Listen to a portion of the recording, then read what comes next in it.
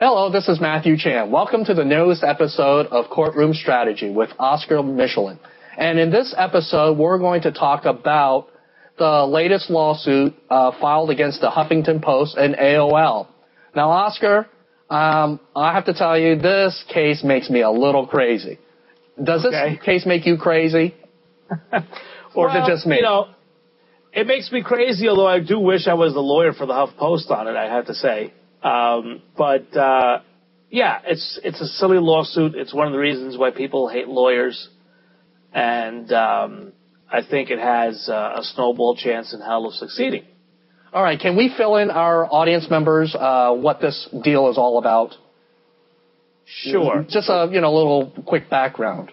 Yeah. The lawsuit was brought by a guy named Jonathan Tassini, who's a wealthy New Yorker who's run for a number of offices here in New York, including having tried to primary Hillary Clinton for her New York State U.S. Senate seat from New York, the first time that she successfully ran. So he's a bit of a gadfly. He's a very bright guy. Very bright guy. What do you mean by a gadfly? What does that mean to a little southern guy like me? What does that mean? A gadfly is a guy who is always like tilting at windmills type of thing. Always, try to be a little fly in the ointment, which is like where it came from. He's trying to get some attention. Getting attention. Always like buzzing around in your ear. Okay, gotcha. And I think this is another attempt at that. So what he did was he's brought a lawsuit that claims that Huffington Post essentially was engaging in a form of slavery by not paying its bloggers. A lot of people like to get a lot of credibility by saying, "Oh, I blog for the Huff Post." That's right. It's got a lot of readership. Yes. And you have a platform. It's a great platform. It gives you instant credibility. Yes. And, provided you continually to blog well, they'll keep you on there for as long as you can continue to write good blogs. That's right. And it's a very, very, very useful platform for people. And it gets a lot of animosity directed towards it because people are jealous of the fact that what HuffPost essentially is like an aggregator. It doesn't really have its own content. It posts news stories from other news sources, and then it fills that up by having all these people blog for free. Right. Free commentary and editorials and that sort of thing. Yeah. But it's just basically it's a great idea. I mean, don't we all wish we had thought about it because they just earned a huge purchase price. That's right. From AOL, several hundreds of millions of dollars. And people are like, what do they do? They aggregate news from other sources and they get free bloggers. I don't particularly feel that that's true. I mean, they do pay a number of their own journalists. They do have their own content. It's obviously edited. It's very well put together. It's very readable. There's a lot of thought that goes into that website, and that's why it earned the $500 million that it got. Mm-hmm. So I think that's really being a little facetious to say, oh, they don't do anything. But in any event, so this guy brought a lawsuit claiming that now that they have all this money, they should be forced to share it with the people who blog for free on it. And he's bringing almost like a class action, if you will, against HuffPost for its receipt of all this money to try to force them to share it with their. Well, it's so crazy. I mean, it's sort of kind of he's trying to say that a gun was being held to his head. I am absolutely sure all of these bloggers got no value. I mean, they were all being extorted to blog for the Huffington Post. And they seem to also want to take credit that because of their magnificent writing, forget the fact that there's a bit of a celebrity factor and all that behind the sponsorship, that, somehow they made that value, of $300 million. I don't know. It just made me a little nuts. Yeah, well, I mean, also if you think about stretching that out to its logical extension, you also see all these talking heads on TV shows. Yeah. Lawyers in particular. I get asked very often, would you make a comment here? Would you make a comment there? And I very rarely do because...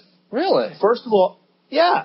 Yeah, early in my career, I used to, when there was Court TV and it was on all the time. Yeah. I used to get asked all the time, and I would drop everything, Matt. I was like a media whore. I would drop everything to run down to their studios, get the makeup on, and go give my 5 minutes on a topic that I didn't have any personal knowledge about, but would just talk generally about what I'd learned either from newspaper accounts or generally talk about the law because I wanted to be on television. Well, it was also a credibility play too, right? That's what I'm saying. That's what I'm saying. Yeah. So it's funny now because now that I have the credibility, having litigated for 25 years, I probably accept 1 out of every 20 requests for a media interview. How about that? Try to. Yeah, it's just not. It's not worth my time. Right. If it's a topic that I happen to be concerned about and I care about, I do it. For example. Almost always when I'm asked about like wrongful convictions, something that I devote a lot of time to, I'll do that. If it's about, internet law, copyright over the internet, things like that, that's something that I'm interested in. I do that.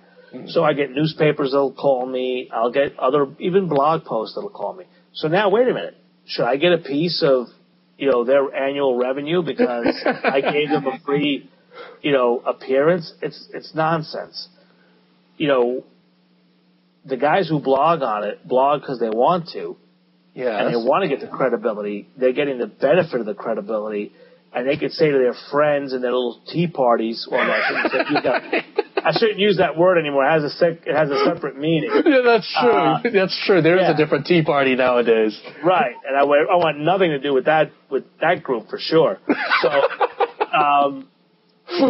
at the little drink parties, I blog for the HuffPost, so they're getting a definite benefit out of it. Of course they are. It probably helps them. Yeah, it probably helps them market for their own meeting.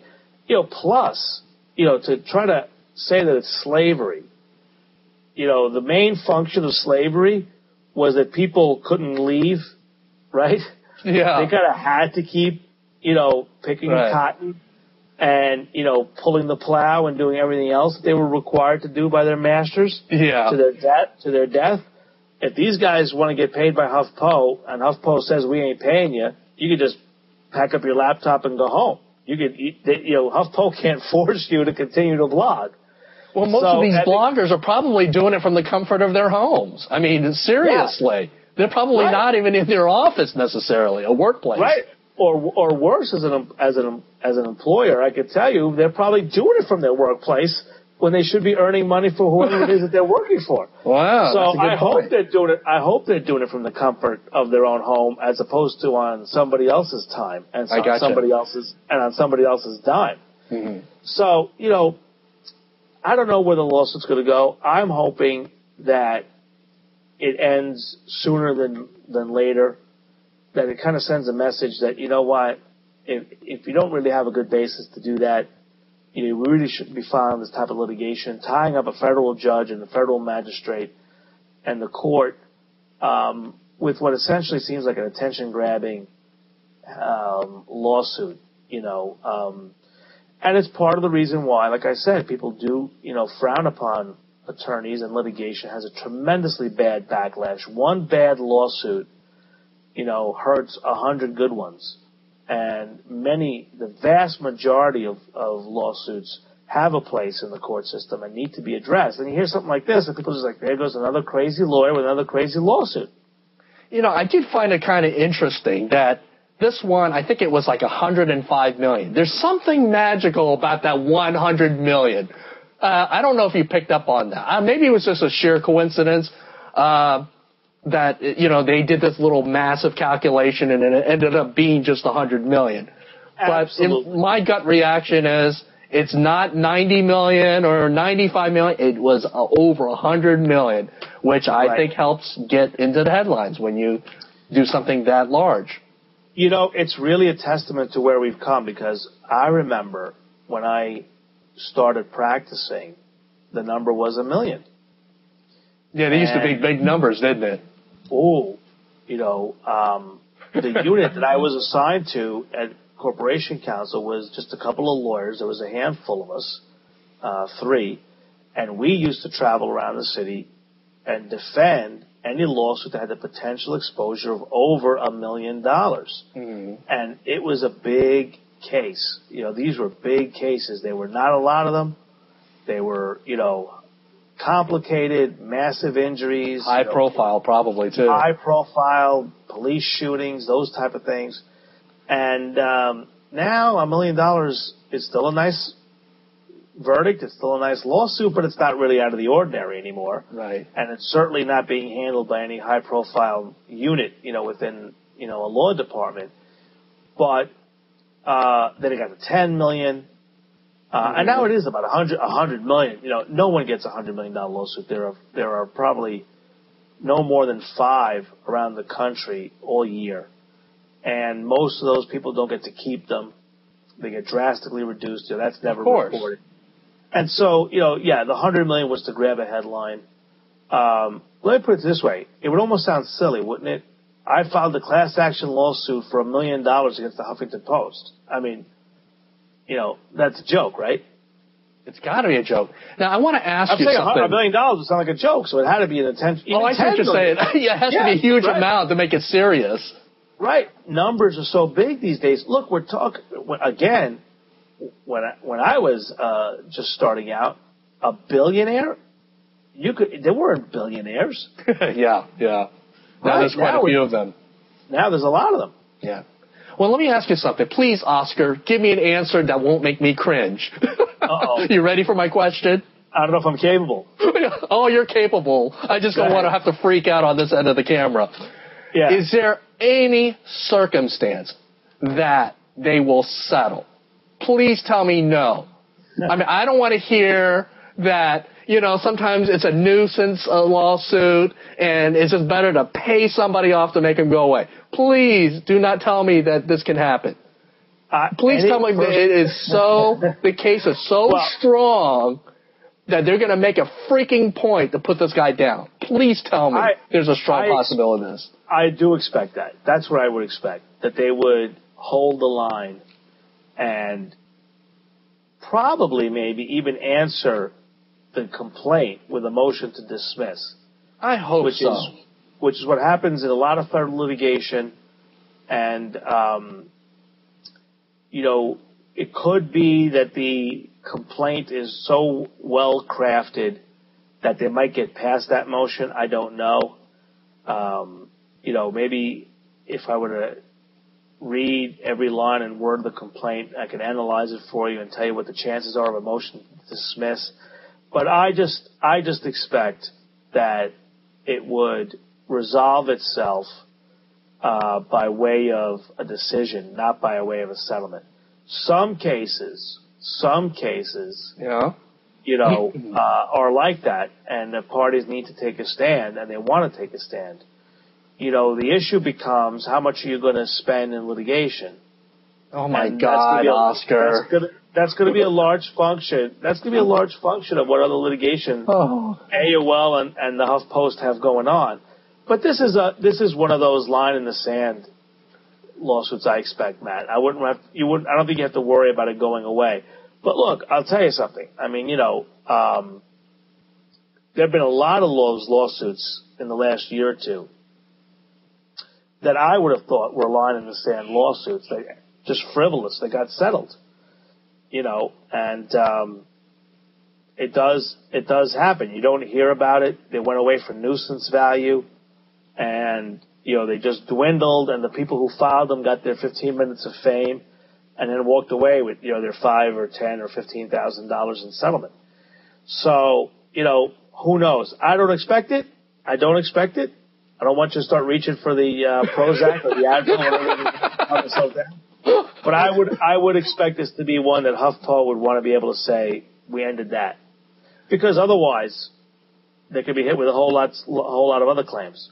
Well, let me tell you something. Now, if I'm part of the Huffington Post management, okay, and we've got like 200 some bloggers that are making these accusations. Now, it wasn't clear in the article that this guy actually named the other 200 people. So I'm not sure if those people were named. But I'm telling you, if those people were named, I'm kind of thinking, you know what? Out with these 200 bloggers, and let's go find somebody that's actually appreciative.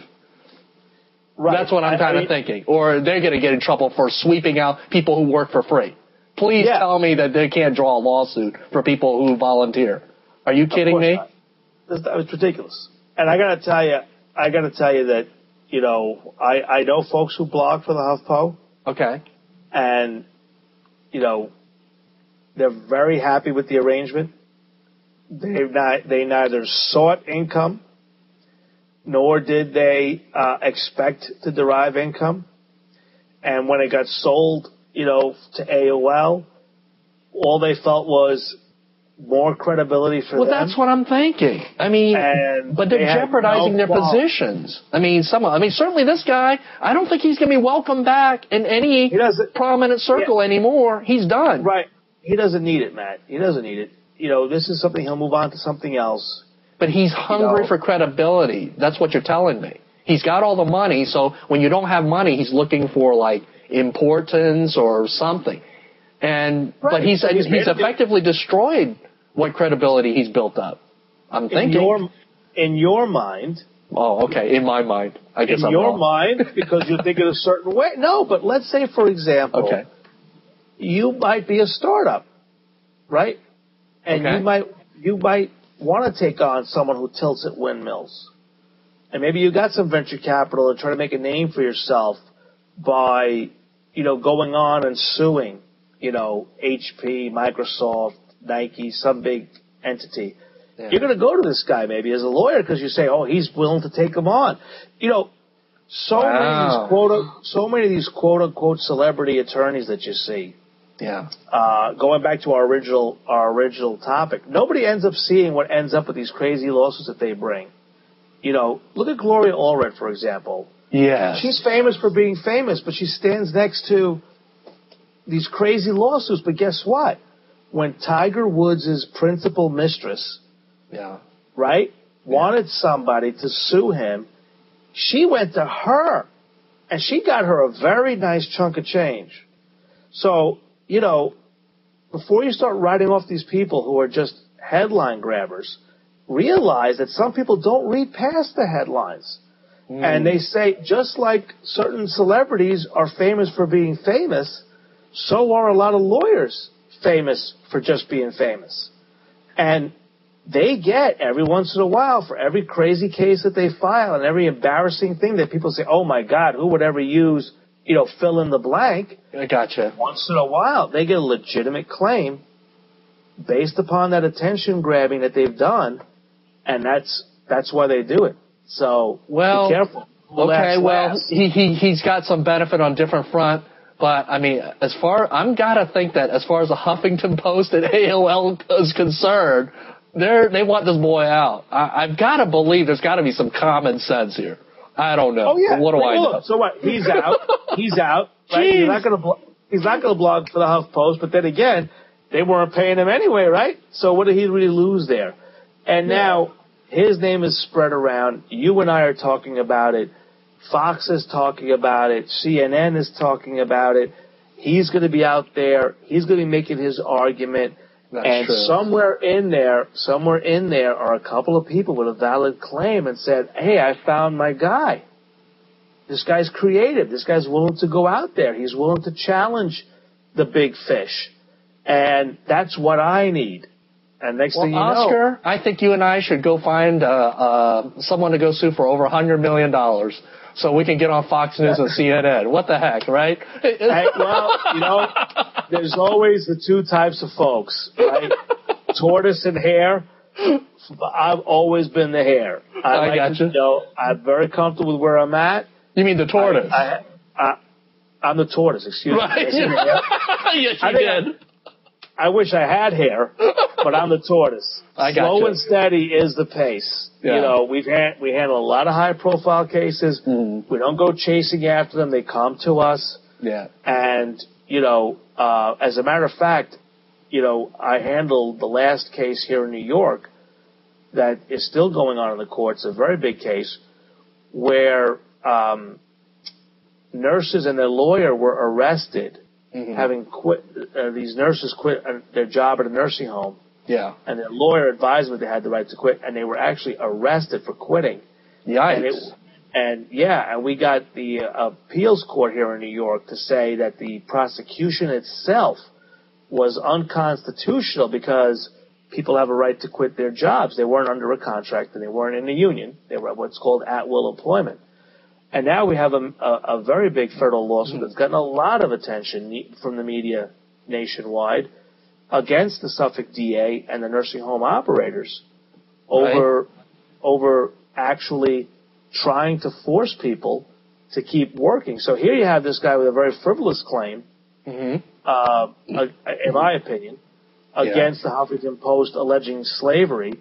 Yeah. And here you have these Filipino nurses. That's what the case was about. They were of Filipino extraction. And their lawyer, where we actually cited the 13th Amendment's prohibition against slavery and indentured servitude, which I could tell you when I went to law school, I never thought I'd have a case that would argue the 13th Amendment. So, it's amazing. There you go. It's form over substance, right? But his gets the attention, and ours got a little attention, but not the kind of national attention that he's getting over his lawsuit against the HuffPost. So there you go. Okay. Well, so let's follow up on both of these. We'll see which slavery case actually ends up winning on substance in the end. Well, as we part this episode, are there any lessons to be learned? I mean, most of the time when we do these episodes, there's always some takeaway.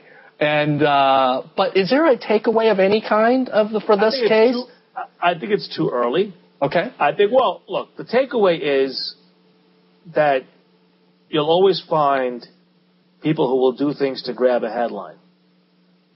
But the true substance is what happens at the end of the day. We're a society that doesn't value follow-up. People only want the 15 minutes of fame. Yeah, the headlines. They only want the flash in the pan. They're happy with the flash in the pan. Yeah. Reality TV stars are famous for 20 minutes. They're famous for a season or two. Yes. But who cares? People want that. They'll take that now. So it's all a commodity. And, I think that the takeaway is that we've become that kind of a society where a $100 million lawsuit against a website that does nothing but aggregate news. It's kind of ironic. The whole thing is ironic. But I suspect that the message will come at the end when we see what the result of this lawsuit is. And then we'll come back and we'll have plenty to talk about either way. Yeah. Well, I mean, obviously, my feelings are I hope it does go in front of a judge and the judge says, this is ridiculous. This is stupid. Yeah. Why'd you waste our time? I mean, I don't want to hear that, we settled out of court and it's all confidential. That's the wrong message I want to hear. I don't want to hear that. Well, but that is a very common message. All we can do is wait and see. Yeah. And I wonder whether the HuffPost would report the result. I hope so. Okay, well, Oscar, thank you so much for taking the time to talk about, this topic, which is, I would consider a little less serious from what we normally talk about. See it. But it is a legal issue that's made the news. Yeah. Absolutely. So anyway, you have a good evening, Oscar, and we'll see you in our next episode. Thank you. Take care, everybody. Thanks.